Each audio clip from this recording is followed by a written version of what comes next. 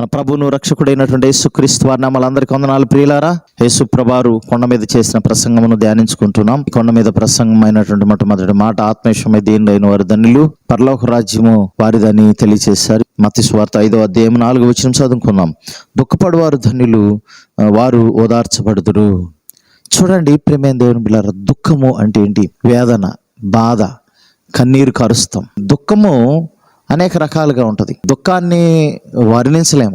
కొన్నిసార్లు ఒక్కోసారి శారీరక సంబంధమైన దుఃఖం ఉంటుంది, ఆత్మానుసారమైన దుఃఖం ఉంటుంది. శరీరానుసారమైన దుఃఖము అది మరణాన్ని కలిగిస్తుంది అంటాడు భక్తుడైన పౌలు.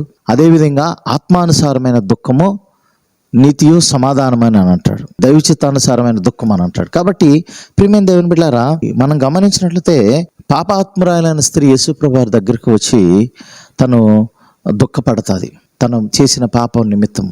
కీర్తనాకారుడు అంటాడు 42వ అధ్యాయంలో 1-3 వచనాల్లో, ఒంటరితనము అనేది అక్కడ ఆ కీర్తనకారుని చాలా దుఃఖపరిచింది అంటాడు. తను ఒంటరిగా ఫీల్ అవుతూ తన వేదనతో ప్రార్థన చేస్తా ఉన్నాడు దేవునికి. మరి అదేవిధంగా ఇర్మియా కూడా 9వ అధ్యాయము ఇర్మియా గ్రంథము 1వ వచనంలో ఇశ్రాయేలీయుల పాపం నిమిత్తం ఇర్మియా ప్రవక్త అక్కడ దుఃఖించినట్లు మనం చూస్తాం. ఇశ్రాయేలీయులు ఎవరైతే అంటే వారి నిమిత్తం వారు రక్షించబడాలని దుఃఖిస్తాడు. ప్రియమైన దేవుని బిడ్డలారా, ఆ రీతిగా కొన్నిసార్లు మనం నార్మల్గా కూడా కొన్ని విషయాల్లో దుఃఖపడతా ఉంటాం. ఏమన్నా మనం పొందుకోలేదనుకోండి, దుఃఖపడతా ఉంటాం. మనం ఏదన్నా కోరుకున్నాం అనుకో, దుఃఖపడతా ఉంటాం. మనిషికి కోరికలే దుఃఖానికి కారణం అని కూడా చెప్తారు. ఏంటది? అధిక కోరికలే దుఃఖానికి కారణం అంటాడు. ఎట్లా? ఒక్కొక్కసారి మనం కావాల్సింది దక్కలేదనుకోండి, ఎక్కువ దుఃఖం వస్తుంది. ఉదాహరణ, బైబిల్లో అమ్నోను అనే ఆయన తన చెల్లిని కామంతో చూసినప్పుడు, మరి తను మోహించినప్పుడు, ప్రియులరా చూడండి, అతనికి ఒక రకమైన భయంకరమైన దుఃఖము కలుగుతుంది. నిజంగా అది దుష్ట సంబంధమైన ఆ దుఃఖము. అలాంటి దుఃఖము మనకు రాకూడదు. అది మనకు మరణానికి దారి తీస్తుంది. మరణం అవుతాడు తర్వాత అమ్నోను. మనం గమనించినట్టయితే ప్రియమైన దేవుని బిడ్డలారా, అలాంటి చెడ్డ దుఃఖాలు కూడా ఉంటాయి. ఒకసారి దావీదు భార్య అయినటువంటి బత్షెబాకి మొట్టమొదటి కుమారుడు పుట్టినప్పుడు, పాపం చేసినప్పుడు దావీదు మరి ఆ యొక్క వ్యక్తి కోసము దావీదు ప్రార్థన చేస్తాడు, ఆ బాబు కోసం బ్రతకాలని. కానీ 6 రోజులు ఉపవాసం ఉంటాడు, ఆ బాబు చనిపోతాడు. మరలా ఆ దుఃఖము, చాలా దుఃఖంతో ప్రార్థన చేస్తాడు. నిజంగా అది దేవుడు ఉంచలేదు. అది ఎందుకంటే అది పాప సంబంధమైనది కాబట్టి ప్రియమైన దేవుని బిడ్డలారా, అది ఇంకో రకమైనటువంటి దుఃఖం. అయితే మరొక దుఃఖం ఉంది, చివరిది ఏంటంటే దైవచిత్తానుసారమైనటువంటి దుఃఖం. దైవచిత్తానుసారమైన దుఃఖం అనేది రక్షణార్థమైన మారు మనసు కలిగి, అంటే మనం చేసిన పాపాల నిమిత్తము మనం దుఃఖపడి పాపాలు ఒప్పుకుంటే దేవుడు మన పాపాలు క్షమిస్తాడు. ఉదాహరణగా భక్తుడైన దావీదు 51వ కీర్తనలో తన పాపాలు ఒప్పుకుంటాడు. పాపాలు ఒప్పుకున్నప్పుడు దేవుడు తన పాపాలు క్షమిస్తాడు. తను మరల తిరిగి ఏ ఆత్మనైతే కోల్పోయాడో ఆత్మను తిరిగి పొందుకుంటాడు. అలాంటి దైవచిత్తానుసారమైన దుఃఖము మనకు కావాలి. మరి యోబు కూడా తన జీవితం గురించి బాగా పశ్చాత్తాపడతాడు. దేవునికి ఇంకా అత్యంత సన్నిహితుడు కావటానికి ఆయన పశ్చాత్తాపడినట్లు మనం చూస్తాం ప్రియమైన దేవుని బిడ్డలారా. అదేవిధంగా మరి పేతురు కూడా దుఃఖపడతాడు, పశ్చాత్తాపడతాడు. అయ్యో ప్రభువారిని నేను ఎరగనని ముమ్మారు నేను చెప్పానని తను పశ్చాత్తాపడతాడండి. ఆయన పశ్చాత్తాపడ్డాడు కాబట్టి తప్పు చేసిన దేవుడు ఆయన్ని క్షమించగలిగాడు. ఇస్కరియోతు యోధ ఆయన ఉన్నాడని అప్పగించాడు, కానీ నాకు తెలియదు అని అన్నాడు. ఆయనకంటే ఈయన పాపమే పెద్ద పాపం ఇది. కానీ ఆయనేం పశ్చాత్తాపడలేదు, విరక్తి చెందాడు చేసిన తప్పుకి. ఈయనేమో పశ్చాత్తాపడ్డాడు కాబట్టి రక్షించబడ్డాడు.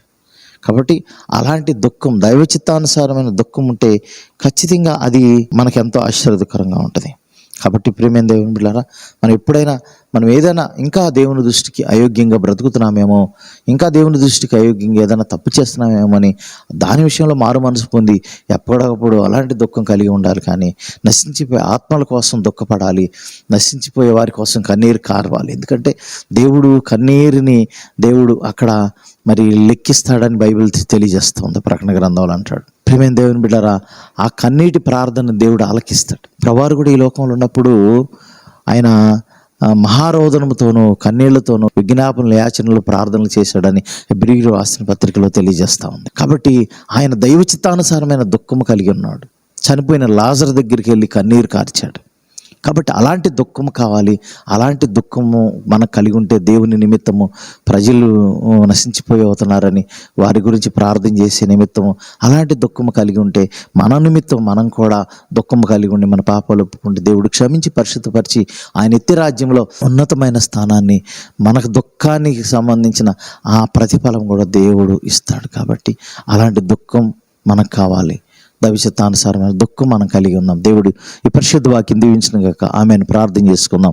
మమ్మల్ని మిక్కిలిగా ప్రేమించిన ప్రియ పరలోకపు తండ్రి, మీకు వందనాలు ప్రభు. మా జీవితంలో ఎన్నో గొప్ప కార్యములు చేసినారయ్యా, వందనాలు చెల్లిస్తున్నాం ప్రభు. నాయన దైవచిత్తానుసారమైన దుఃఖం రక్షణార్థం మారు మనసు కలుగు చేస్తాను. అవునయ్యా, ఇది దుఃఖపడవారు ధన్యులు, వారు ఓదార్చబడుదురు అన్నారు. They will be comforted. అవునయ్యా, మీ ద్వారా మేము ఓదార్చబడే వారిగా ఉంటున్నాం ప్రభా. ఓదార్చు దేవుడు ప్రభా. అలనాడు నాయన ఇదిగో పశ్చాత్తాపడినటువంటి పేతురును ఓదార్చిన దేవుడు నాయన, మీకు వందనాలు చెల్లిస్తున్నాం ప్రభా. అయా గొప్ప దేవా, మీకు వందనాలు. ఇదిగో పాపపు స్త్రీని క్షమించి ఆమెను కాపాడిన దేవుడు ప్రభా, మీకు వందనాలు చెల్లిస్తున్నాను ప్రభా. దావీదుని క్షమించిన దేవుడు ప్రభా, మీకు వందనాలు ఆ రీతిగా మాకు కూడా అలాంటి మారు మనసు సంబంధించిన దుఃఖము దయచేయండి. మీకు నమ్మకం ఉండేట కృప చూపించి దీవించమని యేసు పరిశుద్ధనామ అడిగి వేడుకుని ప్రార్థన చేస్తున్నాం తండ్రి. ఆమెన్. మన తండ్రి అయిన దేవుని ప్రేమ, ప్రభువైన యేసు క్రీస్తు వారి కృప, పరిశుద్ధాత్మని సహవాసం చేరమనకును సకల పరిశుద్ధులకి ఎల్లప్పుడూ తోడే నడిపించును గాక. ఆమెన్. అందరికీ వందనాలు ప్రియమైన దేవుని బిడ్డలారా. మరి కొద్ది కాలాన్ని మనందరం కలుసుకుందాం. దేవుడు మీ అందరినీ దీవించి ఆశీర్వదించి బలపరచును గాక. God bless you all.